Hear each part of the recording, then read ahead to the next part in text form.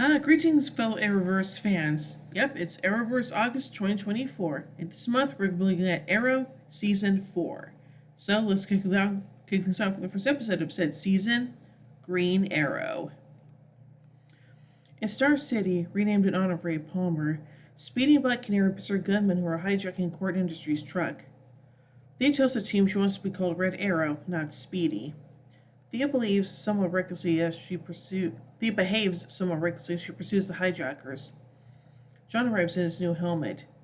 Team Arrow is unable to stop the bad guys' backup and get away down with a machine gun. The Ghosts, as Team Arrow refers to them, are escalating their attacks, which leads to Black Canary suggesting they ask Oliver for help.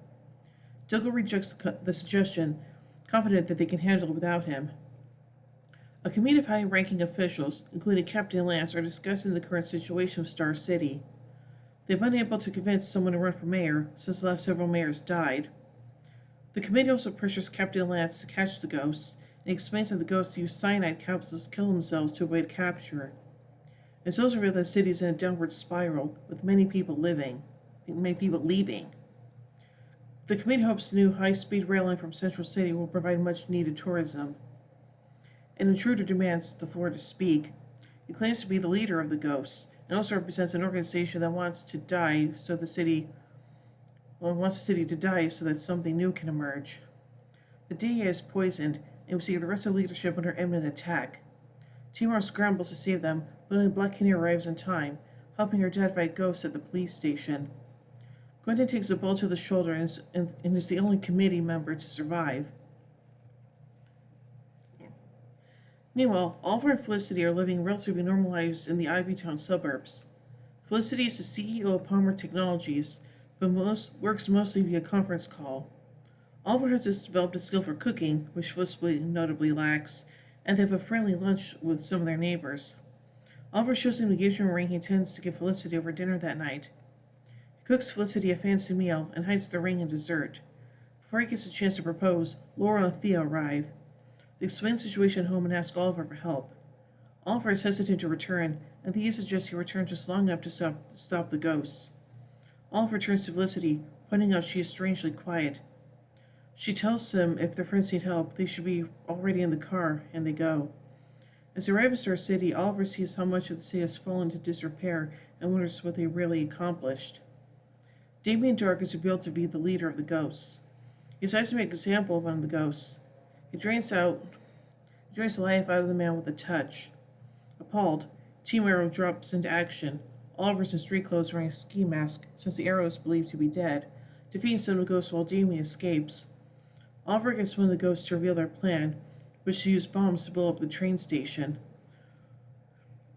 Team Arrow arrive and the police work to evacuate the station, but cannot find the bombs. The rest of the bombs have not been planted at the station. They are on the train inbound from Central City.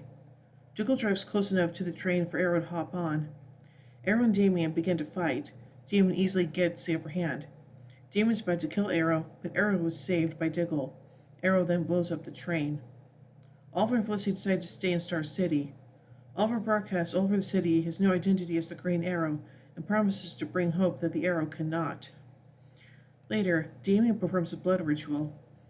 Captain Lance seems to be working with Damien and his men, but only because he's been left no choice.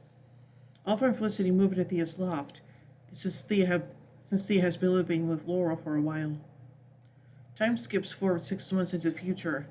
Oliver is seen standing by a tombstone. Barry Allen apologizes for missing the funeral, saying he was dealing with Zoom.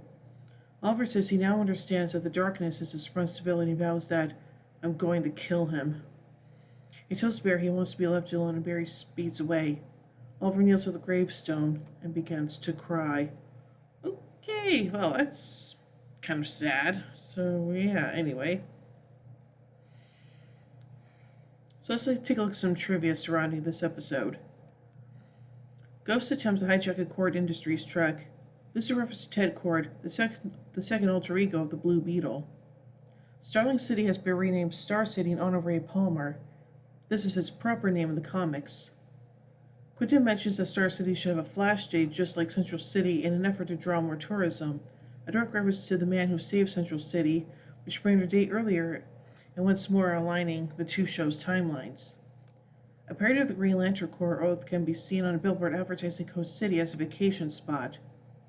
During the flashback of Oliver and Amanda Waller at the bar at Coast City, a close-up of a man wearing a bomber jacket with the name tag Jordan can be seen. This is an overt reference to Hal Jordan, better known as the superhero Green Lantern. In the flashback scene in the bar, Waller says, "The world is too small for someone like Oliver Queen to disappear." This is not to Christopher Nolan's Batman Begins, where Ra's al Ghul says to Bruce Wayne, "The world is too small for someone like Bruce Wayne to disappear." Oliver finally takes up the name Green Arrow, his traditional comic moniker. Ironically, when Malcolm Merlyn suggested the name Green Arrow in Season 1, Episode Year's End, Oliver was against it, calling it lame. The flash-forward scene where Oliver and Barry are shown visiting his grave cemetery will be reused in Blood Debts and Canary Cry. And now finally, let's take a look at some goofs. When Oliver is forced to do a halo jump by Argus in order to infiltrate Land U, he has no oxygen.